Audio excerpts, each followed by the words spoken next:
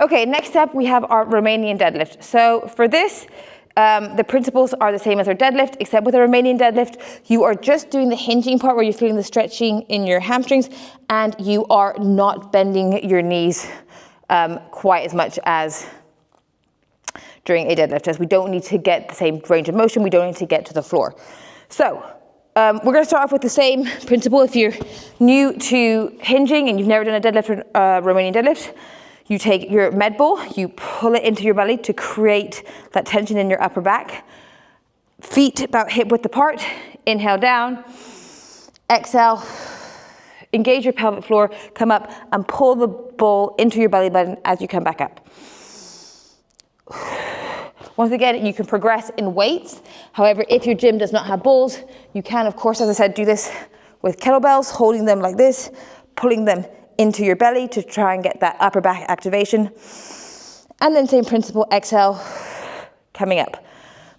If what you struggle with is not the hinging pattern, but keeping your back flat and your shoulders are rounding, then another great option is doing a handcuff RDL. So taking the kettlebell, having it hang behind you, and then basically you're going to be pushing your bum into the kettlebell to get that stretch through that hamstring. So inhale, exhale, come up, okay? This is a really great way to keep your shoulders back and teach good posture in a Romanian deadlift. Okay?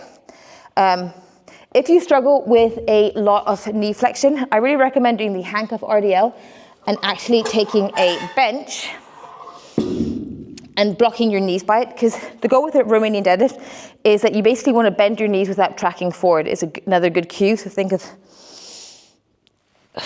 like that. Sorry, I don't want to hit the bar, but coming back. And if your knees then can't go forward because the bench or whatever is in the way, it makes it easier to sort of push your hips backwards if that's what you're struggling with. And then once you have kind of mastered all your hinging motions, then we have obviously progressions with dumbbells and barbells. So starting off with dumbbells, there's two ways you can hold your dumbbell. You can hold your dumbbells just by your side. It's called a suitcase RDL. And pressing back like so. So this just depends how comfortable you feel. This works well if you struggle with your shoulders rounding quite forward, because you can kind of keep them back like so. If what you struggle with is not bending your knees too much and pushing your hips back, then I recommend having the dumbbells up against your legs and then just really keeping your legs close. Your dumbbells close to your legs to really force your hips to come backwards, okay? So that's the way that we can do it with dumbbells.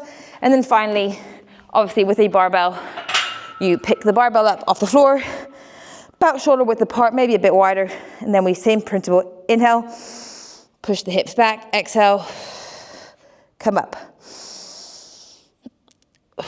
And that is all your Romanian deadlift variations.